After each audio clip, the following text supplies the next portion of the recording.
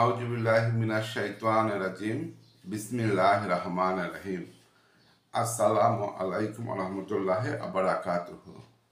আল্লাহ সর্বশক্তিমান, আর আল্লাহর বর্ণিত বাণী ইসলাম। এই ইসলামকে প্রচারের স্বার্থে আমি আমার পার্সোনাল ব্লগ থেকে ধারাবাহিকতা ঈমান নিয়ে আলোচনা করেছি। এখন আলোচনা করছি আকীদা নিয়ে। গত পর্বে আমি আকীদার 3টি বিষয় নিয়ে আলোচনা করেছি: মিরাজ সম্বন্ধে আকীদা, আরশ কুরসি সম্বন্ধে আকীদা এবং আল্লাহর দিদার সম্পর্কে আকীদা। এই 3টি বিষয় নিয়ে আলোচনা করেছি এবং এই ধারাবাহিকতার স্বরূপই আজকে আলোচনা করব কিয়ামতের আলামত সম্বন্ধে আকীদা। আমরা কিয়ামত সম্বন্ধে কম বেশি সবাই যারা মুসলমান ধর্ম গ্রহণ ইসলাম পালন করি তারা কিয়ামত সম্বন্ধে আমরা কম বেশি জানি। তারপরও সেই কিয়ামত সম্বন্ধে আকীদা আপনাদেরকে একটু বলতে চাচ্ছি বা পড়ে শোনাতে চাচ্ছি। হাদিসে কিয়ামতের বহু ছোট ছোট আলামত বর্ণিত হয়েছে, যা দেখে বোঝা যাবে যে কিয়ামত তথা দুনিয়ার ধ্বংস হওয়ার সময় নিকটবর্তী হয়ে গেছে। এইসব আলামতের মধ্যে রয়েছে যেমন লোকেরা ওয়াকফ ইত্যাদি, খোদাই মালকে নিজের মালের মতো মনে করে ভোগ করতে থাকবে, জাকাত দেয়াকে দ্বন্দ্বস্বরূপ মনে করবে, আমানতের মালকে গনিমতের মালের মতো নিজের মাল মনে করে তাতে হস্তক্ষেপ করবে, পুরুষ স্ত্রী তাবেদারি করবে, মায়ের নাফরমানি করবে, পিতাকে পর মনে করবে, বন্ধু বান্ধবকে আপন মনে করবে, খারাপ ও বদ লোকেরা রাজত্ব ও সরদারি করবে, অযোগ্য লোকেরা বিভিন্ন কাজে দায়িত্ব প্রাপ্ত হবে, লোকেরা জুলুমের ভয়ে জালেমের তাজিম সম্মান করবে, নাচ গান ও বাদ্য বাজনার প্রচলন খুব বেশি হবে ইত্যাদি। এগুলো বলা হয় কিয়ামতের আলামতে সুগরা বা কিয়ামতের ছোট ছোট আলামত।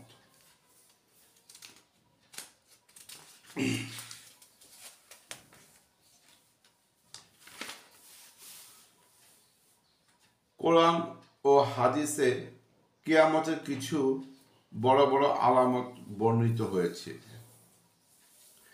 যেগুলোকে আলামতে কুবরা বা বড় বড় আলামত বলা হয়। এগুলোর মধ্যে রয়েছে হযরত মাহাদির আবির্ভাব।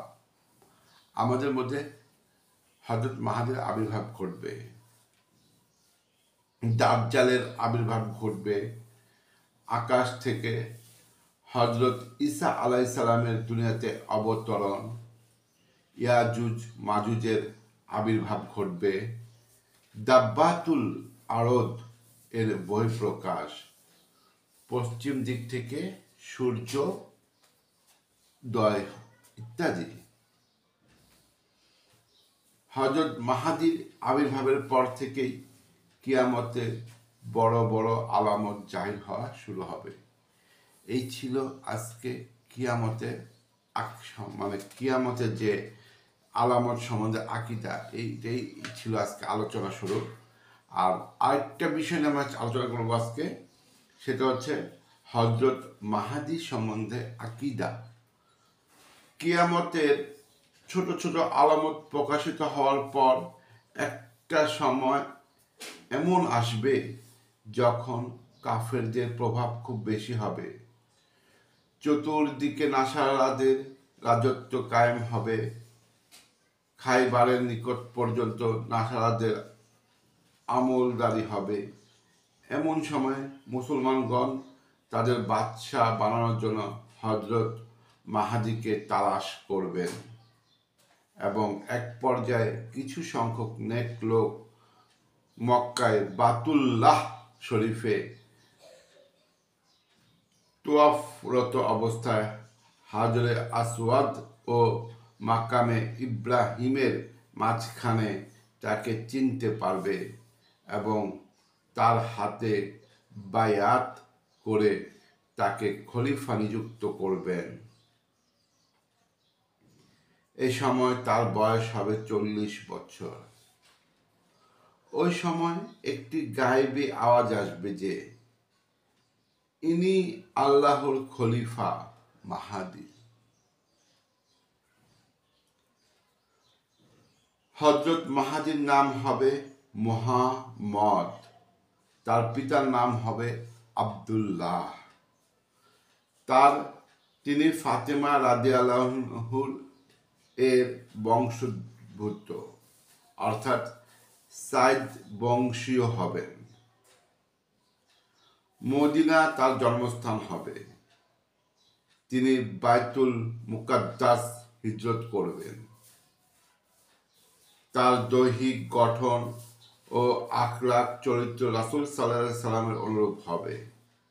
তিনি নবী হবেন না, তার উপর ওহীও নাজিল হবে না। তিনি মুসলমানদের খলিফা হবেন এবং আধিপত্য বিস্তারকারী নাসারাদের বিরুদ্ধে জিহাদ পরিচালনা করবেন এবং তাদের দখল থেকে শাম, কনস্টান্টিনোপল মানে বর্তমান ইস্তাম্বুল প্রভৃতি অঞ্চল জয় করবে। তার আমলে দাজ্জালের আবির্ভাব হবে এবং তার আমলেই হযরত ঈসা আলাইহিস সালামের অবতরণ করবেন। হযরত ঈসা আলাইহিস সালামের আগমন ও দাজ্জালের ধ্বংস হওয়ার কিছুকাল পর তিনি ইন্তেকাল করবেন। এই ছিল আজকে আমাদের আলোচনার মূল দুটা বিষয়, সেটা হচ্ছে কিয়ামতের আলামত সম্বন্ধে আকীদা, আরেকটা হলো হযরত মাহাদি সম্বন্ধে আকীদা।